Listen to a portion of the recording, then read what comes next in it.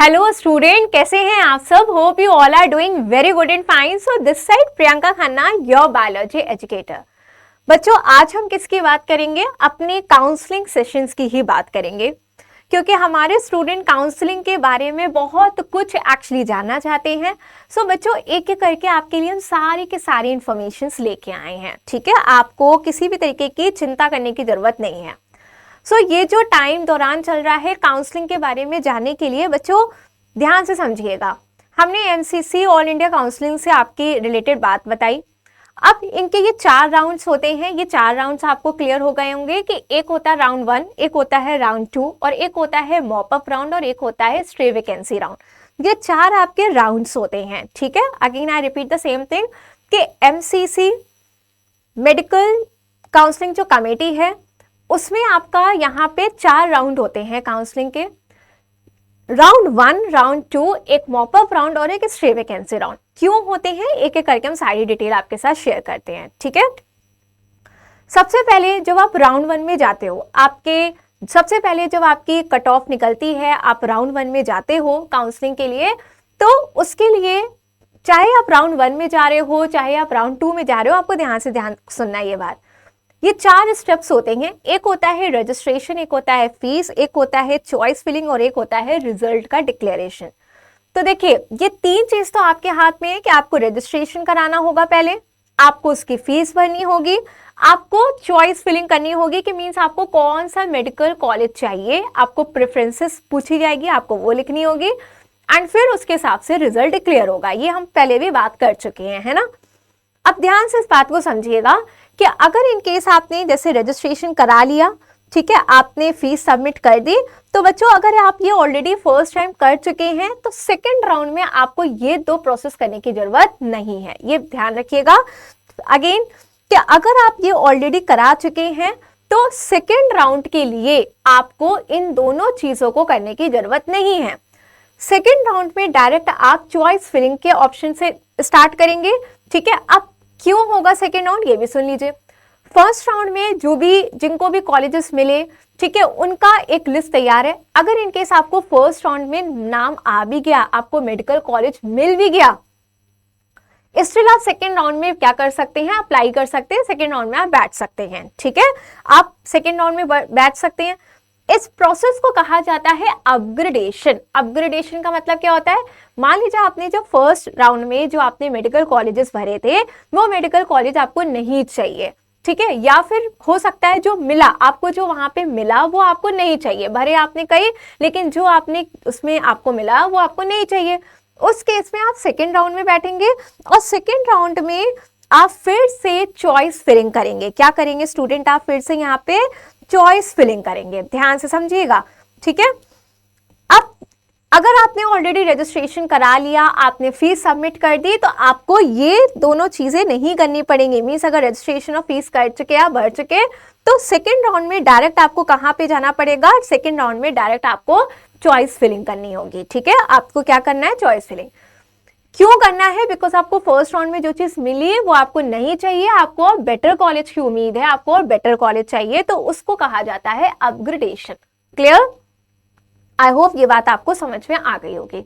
ठीक है, सो अगर हम बात करते हैं ये जो अपग्रेडेशन की बात अगर हम करें, तो आपको मान लीजिए अपग्रेडेशन वाले केसेस में अगर हम बात करें, तो आपको वो कॉलेज आपने बेटर आपने चाहा कि मिल जाए, आपने कई ढेर सारे कॉलेजेस वहां पे भर दिए, ठीक है, लेकिन इन केस अगर आप उसमें से मेडिकल कॉलेज जो आपने भरे आपको वो नहीं मिले, तो आपकी फीस रिटर्न हो जाएगी।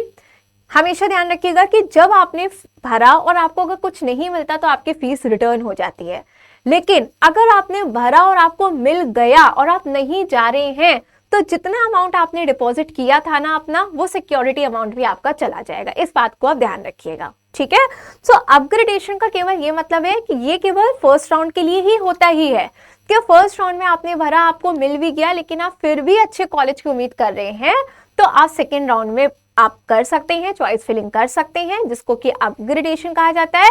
लेकिन सेकेंड राउंड वाला जो स्टूडेंट है जिसने कॉलेजेस भरे, या तो आपको उसे लेना होगा, ठीक है, या तो आप ले लीजिए वहां पे, या फिर आपको वहां पे क्या करना होगा? वहां पे छोड़ना। अगर आपने छोड़ दिया तो जो थर्ड राउंड है, ठीक है। अगर यहाँ पे लिखा है if you don't get any medical college, मान लीजिए कि आपने कोई मेडिकल कॉलेज आपको मिला ही नहीं, तो उस केस में आपकी क्या होती है, फीस रिफंड हो जाएगी।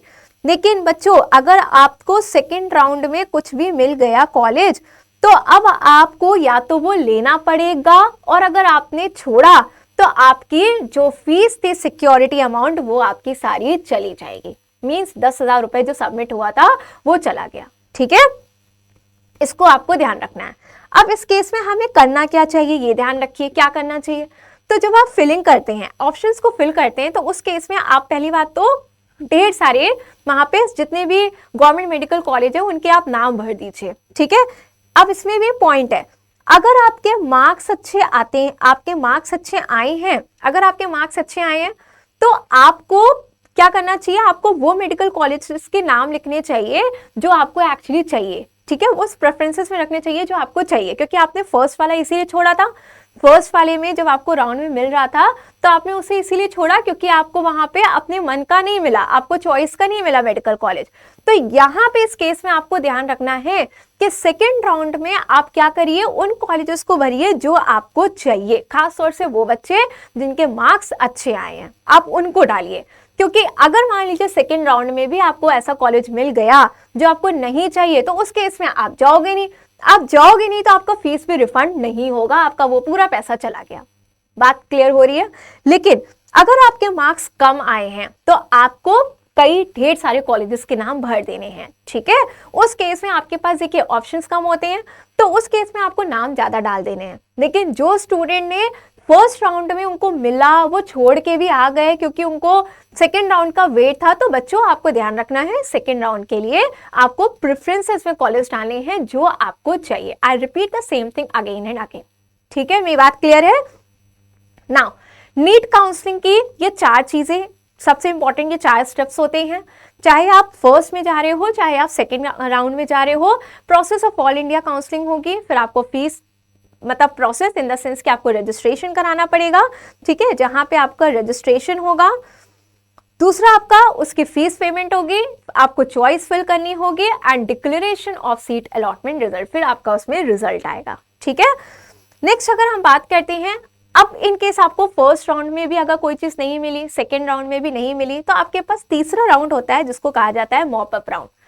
अब इस केस में आपको कोई भी, अब ध्यान रखिएगा, इस केस में आपको नो फीस सबमिशन, फिर से आपको कोई फीस नहीं देनी है।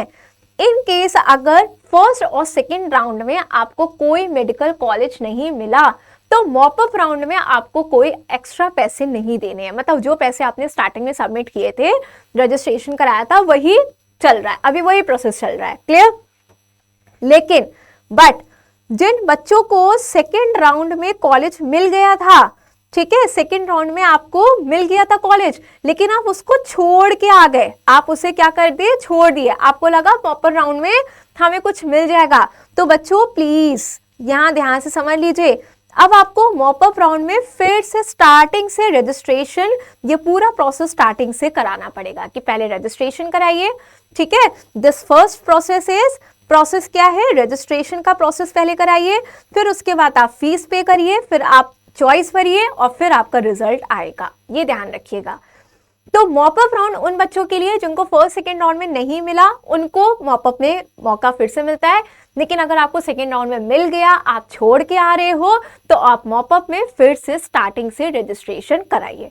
तो बच्चों ऐसे बच्चों के लिए ध्यान से समझ लीजिए, आपको ध्यान क्या रखना है, आपको सेकेंड राउंड के टाइम ही आपको जो सेकेंड राउंड आपका है उसी राउंड में ऐसी चॉइस फिल करनी है जो आपके प्रेफरेंसेस है।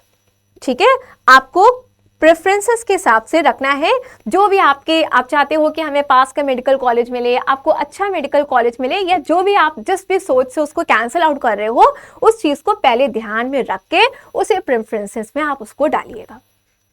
आई होप ये बात आपको क्लियर हो गई होगी, है ना। सो बच्चों इंपॉर्टेंट है कि आपके लिए कौन कौन से एसेंशियल डॉक्यूमेंट्स हैं जो आपको अपने पास रखने चाहिए।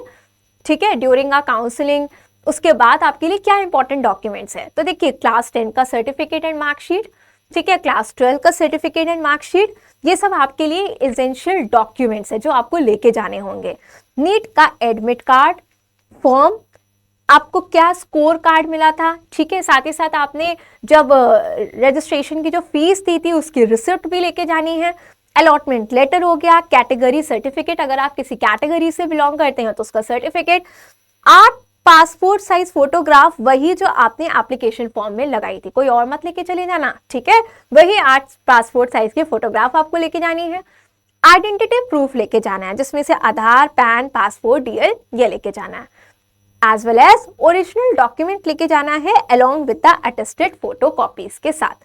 तो अब इन चीजों को भी आपको ध्यान से सब चीजें अपनी मेंटेन करके रखनी है कि ये डॉक्यूमेंट्स की जरूरत आपको पड़ सकती है, ठीक है। Next and the last round जिसकी हम बात करते हैं वो स्ट्रे वैकेंसी राउंड होता है।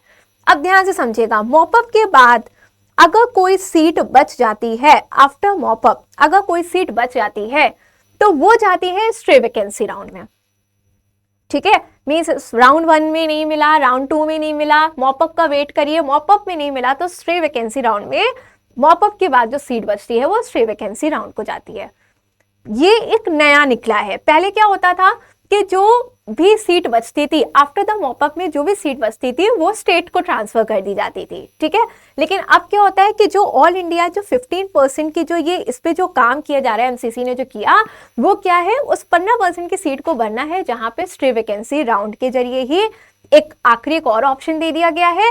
बाकी 85% की जो सीट है वो आपकी स्टेट के जरिए भरेगी, इस पे केवल आपका एमसीसी का ही रोल है। बात क्लियर हो रही है। सो आपके पास देखिए ऑप्शन है, ऐसा नहीं है कि आपको होप खो देनी है। फर्स्ट राउंड आपके पास है, ठीक है। फर्स्ट राउंड में आपको ये सारे प्रोसेस करने हैं, रजिस्ट्रेशन कराना है, फीस पहले से सबमिट कर देनी है, राउंड 1 में बैठना है, राउंड 1 में मिल गया तो अच्छी बात, आपके पास सेकंड राउंड का ऑप्शन है। लेकिन सेकंड राउंड में मिल गया तो सेम वही चीज, आप मॉपअप में कोई अपग्रेडेशन नहीं होता, इस बात को ध्यान रखिएगा।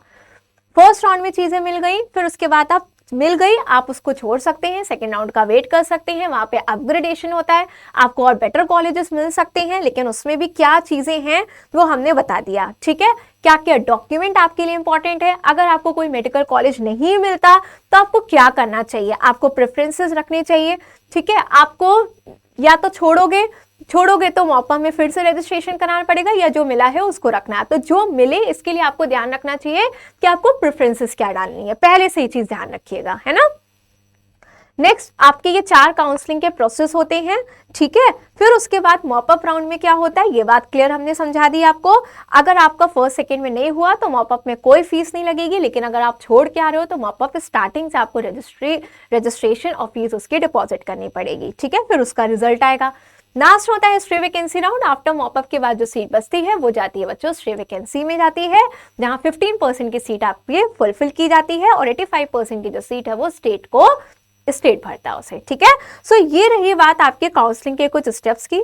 नेक्स्ट इसी तरीके से हम लेके आएंगे आपके लिए next video related to the counselling. आप हमारे चैनल में लगातार बने रहिए, बिकॉज ये बहुत ही इंपॉर्टेंट इन्फॉर्मेशन है। आपको छोटे छोटे स्लॉट्स में सारी चीजें बताई जा रही हैं, जिससे एक बार में नहीं, आप उसको ब्रेक करके भी अच्छे से ध्यान से सुन के पहले से ही सब कुछ समझ लीजिए, ठीक है। तो मिलते हैं बच्चों अपने नेक्स्ट वीडियो में। Till then bye bye, thank you so much.